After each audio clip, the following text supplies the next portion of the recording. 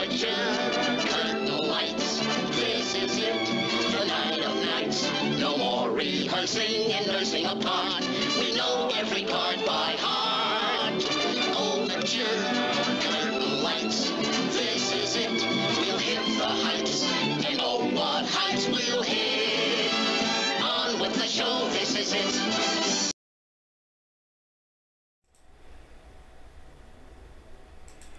Hey everybody, it's Goose with On With The Show here at the beautiful Bakersfield Music Hall of Fame.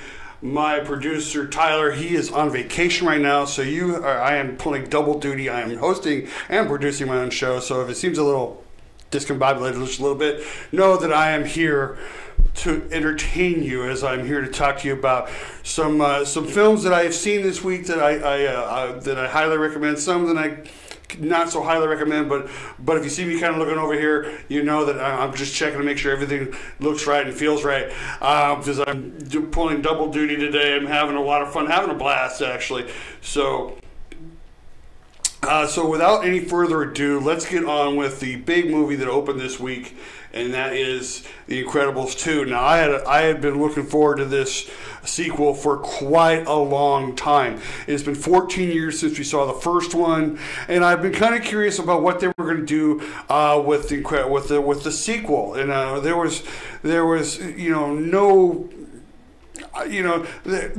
everybody knew that The Incredibles was going to have a sequel. It was just a matter of time of when. And I think this was a great time to bring the band back together as far as The Incredibles. And I think it was the key, one of the key parts of making sure that this was going to be a really good sequel was bringing back writer-director Brad Bird, who wrote and directed the first Incredibles. He wrote and directed the second one. And you can really tell how his genius really taps into this sequel. And it's interestingly enough, a lot of it is a throwback to the very first one. Let's give a little bit of review. At the end of The Incredibles, what happens? Well, the Underminer comes up from beneath, and he says this famous line, I am the Underminer, I am beneath you, but nothing is beneath me. And of course, they put their masks on, and they're ready to go do battle with the Underminer. Incredibles 2 starts out exactly in that same spot, and I think it's a great idea to do that. We're not thrown 14 years later, and here's where they're at. No, we get to see what happens absolutely at the very end of the first Incredibles, which I find, which it makes for a really good idea, because you can watch the first one and then the second one right after that, and it becomes one giant 4-hour movie between the two of them.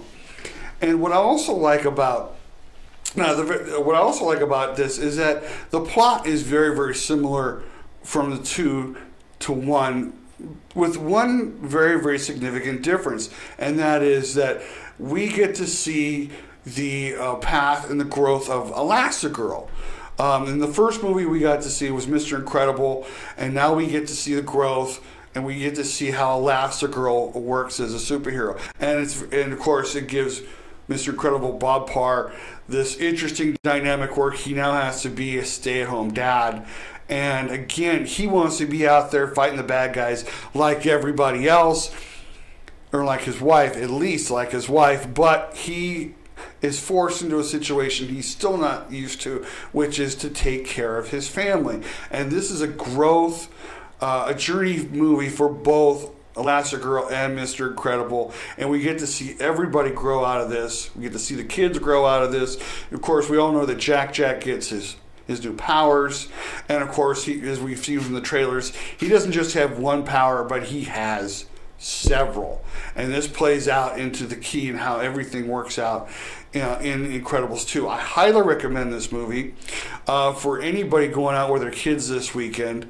It is a couple of hours long, so you're going to have to try to make sure that the kids find some way, popcorn, soda, to be able to sit. But let me tell you something. It's great for adults. It's great for kids. I highly recommend this film. Go out and see it. Incredibles 2 is playing at a theater near you, so go out and and enjoy this movie. Now, going on, I had a chance this week to see several films from the Red Box. I was spending some time at home and decided that I wanted, let's rent some movies from the Red Box. And these movies just recently came out. And the first one we're going to talk about is a movie called 1517 to Paris. Yeah, there we go. Just what happens when Goose clicks on the wrong button. This what don't you just love live TV? Anyway, so 1517 to Paris, and there are a couple of very significant things about this. It is about the terrorist attack on the train in Paris, and it's directed by Clint Eastwood, and it stars the exact three men that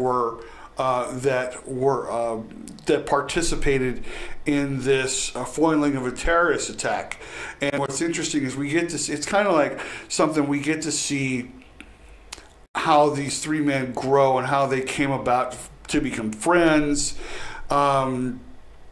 This was another movie that was set, because I did Lady Bird a week or two ago, and Lady Bird was set in Sacramento. Well, this true story of 1517 to Paris is also set in Sacramento near the mid 2000s, about 2005. We get to see how these three friends grow up. Spencer, Anthony, and I can't remember the other guy's name right now. Michael, I think it's Michael. I'm sure if they see this, please forgive me for just, but and I find it interesting because whenever there's a movie about true events, we always wonder, well, I want so and so to play me, and I want so and so to play me, and Clint Eastwood made the interesting choice of getting the actual men that were involved in this situation and how it came about. Now, here's the interesting thing, because this is not, a lot of people would think that because of the context of the film that it is basically going to be, this is not an action film. This is not an action film. This, again, is a film about three men that grow. You see their journey and how they grow into the people that they become. And it's also a little bit of a faith-based film, because Spencer, who's in the Air Force, constantly prays to God that God will use him as a force of good. And I think it's an interesting, how they left that in, because you don't. And what's interesting is that God answered his prayers in rather interesting fashions, because he thought he would become this kind of guy, and God said, "No, your journey is going to go in this direction." And it ended up being interesting because the exact same skills that he learns in the Air Force ends up becoming the exact same skills that he needed to use to foil this terrorist attack. And in the end, we get to see these three men who are held up as heroes, who saved hundreds of lives on this train. It's a very good film to watch. It's a little bit. It is a drama, so there is some times where you may feel that it kind of lags a little bit, because we watch them tour around, Europe, and we're like, oh, we get to see them meet these different, and we don't get to see the actual terrorist attack until, of course, the Act 3, but we do get to see where it builds and builds, and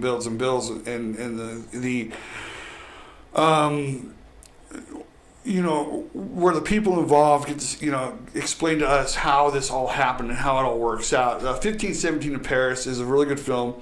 If you got some time, go out and get it and watch it, and you won't be disappointed for watching a really good drama. Now to another film that I saw at the Red Box, and I was hoping to watch this film in the theater. It had gotten such mixed reviews, I couldn't tell basically what kind of film it was, and it was the Oprah Winfrey, Reese Witherspoon, Mindy Kaling film from Disney called Wrinkle in Time. And I figured, well, with those three powerhouse ladies involved in the film, it must be a good film. It also had Chris Pine, it had Zach Galifianakis. And I had huge problems with this film. The reason because, and here's something that I want to explain, because one of the things I learned in college in theater is that Aristotle had 6 steps to making a good theater production. And he said number 1 was plot, number 2 was characters, 3 was theme, 4 escapes me right now because I can't, but I know that the 5 was song, and 6 was spectacle. And spectacle meaning all the different effects and all the stuff that they do to make it a grand production. And I think I'm watching A Wrinkle in Time, and it has a lot of spectacle. There's a lot of special effects. There's a lot of things, that make this thing a very highly CGI film. And the problem, and it had some pretty interesting characters and a nice theme, but there was no plot. Now, granted, I know it's based on a book.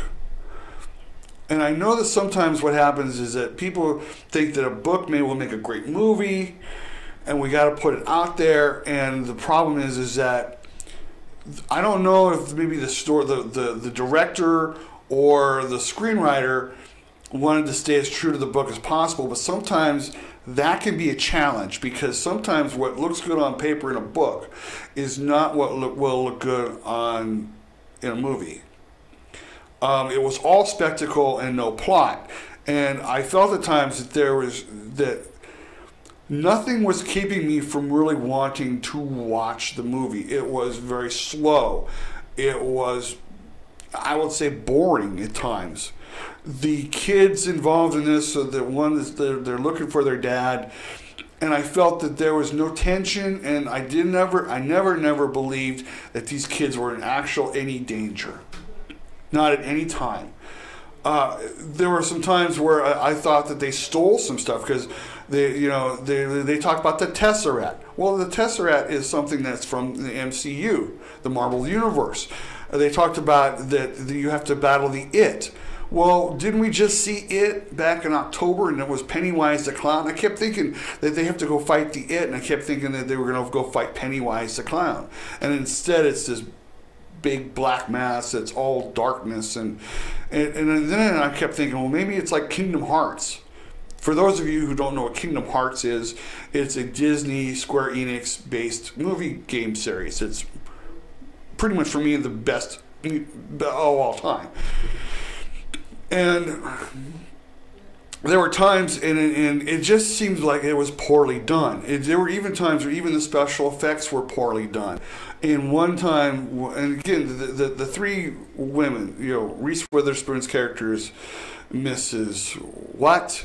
Mindy Kaling's character is Mrs. Who, and Oprah Winfrey's character is Ms. Where. Or Miss Witch, I'm sorry, Miss Witch, which I thought at one point she was an actual witch, and then I realized, oh no, it's W-C-I-C-H, witch. When they bring in Oprah Winfrey's character, first they make her out to be like 20, 30 feet tall. She's got white hair and a black suit on, and I honest to God thought she looked like Ursula from The Little Mermaid. Then they travel and they go to another planet, and again, Oprah Winfrey's character as Miss Witch is still 20 feet tall, and my wife said she looked like a Mardi Gras float.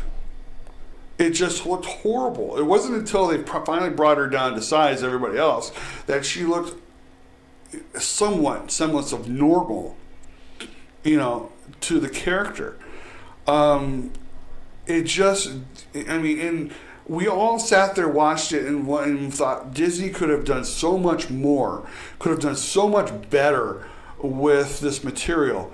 But there was no tension, and I didn't believe anything that happened in the film, which is pretty sad, because you want that level of believability, and it wasn't there. I'm sorely disappointed in A Wrinkle in Time, and if you want to my wife slept through it twice. So if you want to get an induced nap, that'd probably be a good way to do it.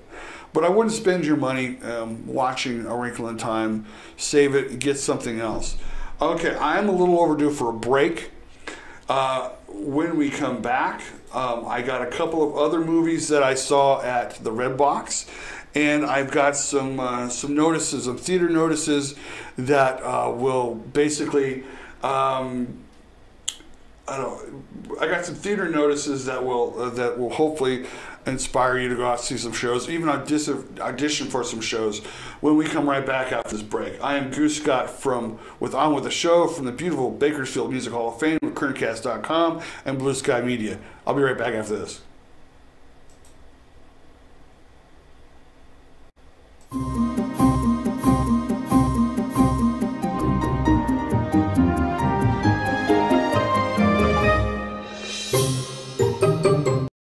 I choose Patriot Bail Bonds. We choose Patriot Bail Bonds. We choose Patriot Bail Bonds. If the best criminal attorneys choose Patriot Bail Bonds, who would you choose? Patriot Bail Bonds. We fight for your freedom.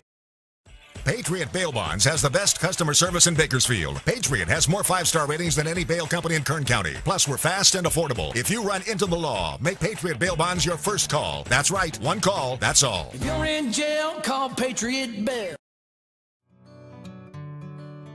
Your home is perfect. Until it's not. We understand that life has its changes.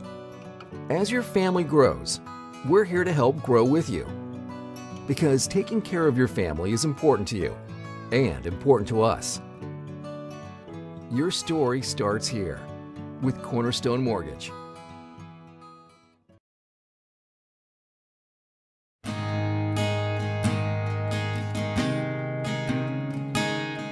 At the time you were arrested, you were served with a DS-367 temporary driver's license. It's good for 30 days, but if you don't act within 10 days, at the end of those 30 days, your license will be suspended. It's important for your lawyer to contact the DMV for you. Set up a driver's license administrative hearing so that your license does not go into suspension. That's something here at Braemar Law we do for you.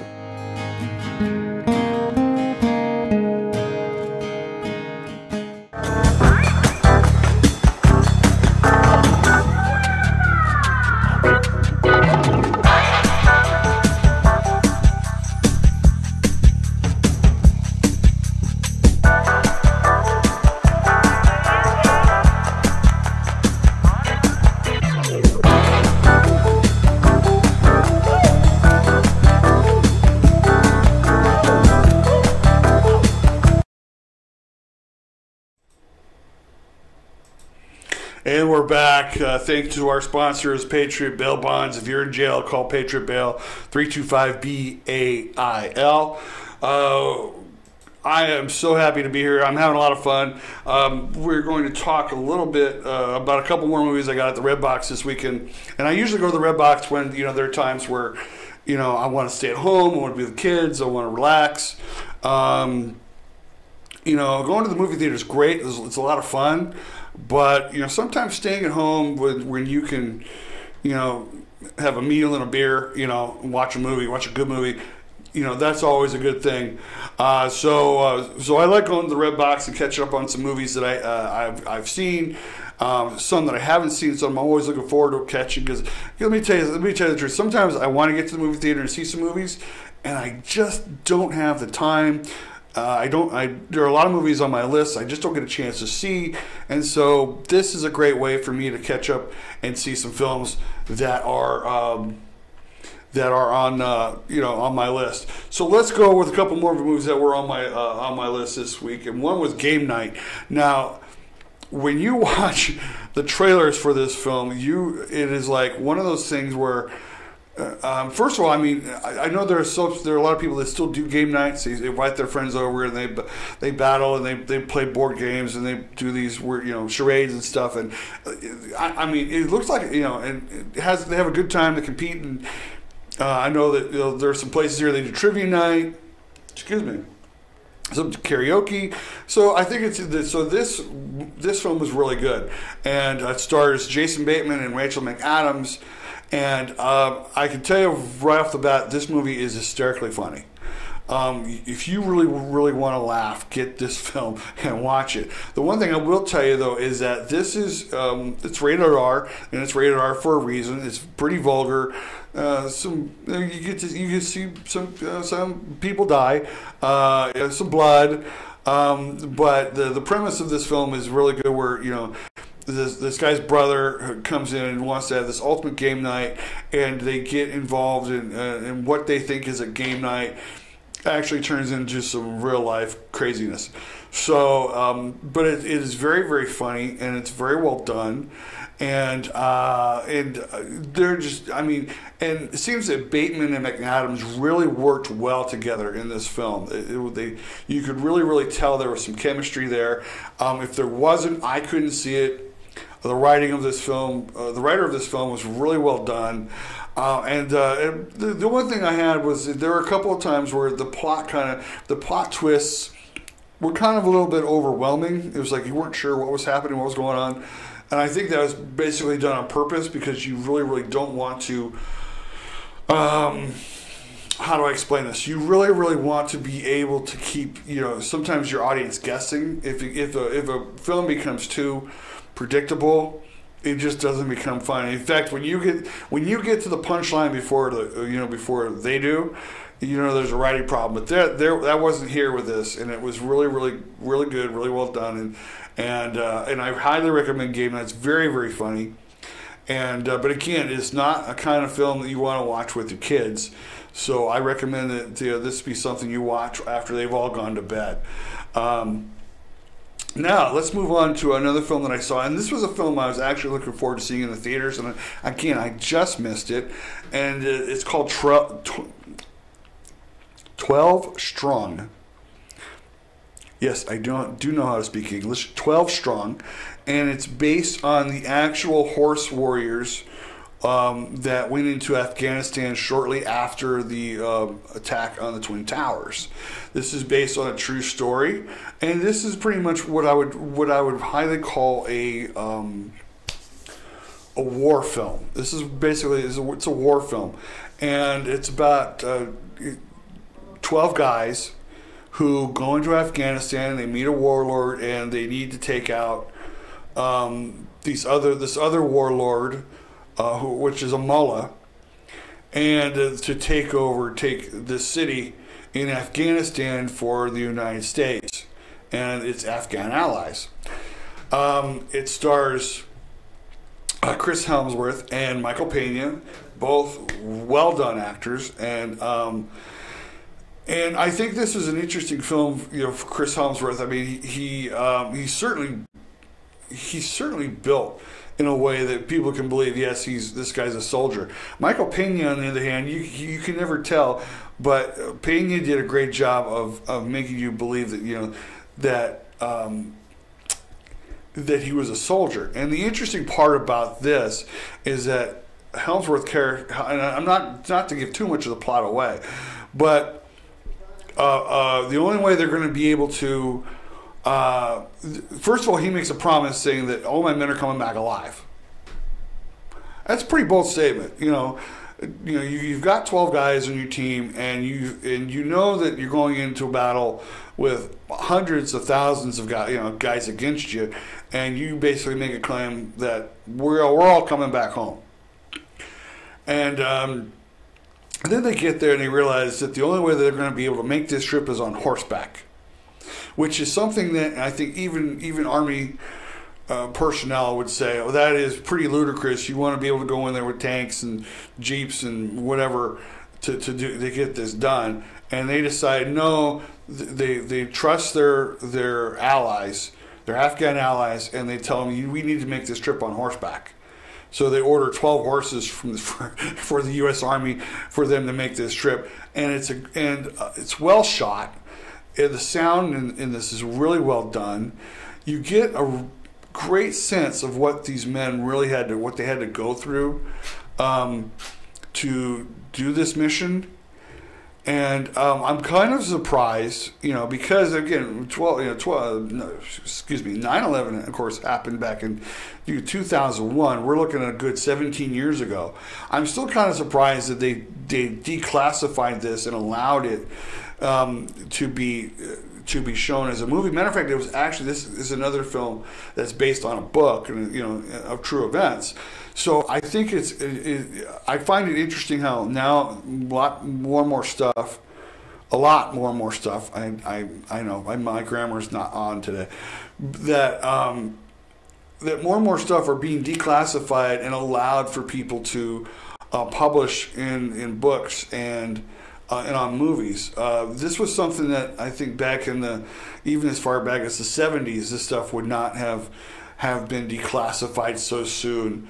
And I think what you find out is that that obviously truth is stranger than fiction. And this was a film that was very, very, the tension was there. You knew these guys' lives were in danger. You really had a hard time believing that all of these guys are going to come back alive, because that just doesn't happen. And yet we come to find out that they were able to not only complete, they not only completed their mission, they did it in a lot shorter time than even the Defense Department thought they'd do it. And so if you really want to see a good war, what I could classify as a war film, something that's done with a more recent state of events, I think this is a good film to watch. Again, there are a lot of violence in this film, some language that's not appropriate. I don't know if I would recommend any young children watching this film, but it's a very good film, very good drama to watch. And if you're into some action, this is some really good military action. I think you'd really get down in watching. All right, with just a few minutes left, first of all, I need to make a clarification with just a few minutes left. Last week I said that the Bakersfield Music Hall of Fame was doing a show of Aladdin, and I misspoke. What really happened was last week they actually had auditions for their junior theater for Aladdin.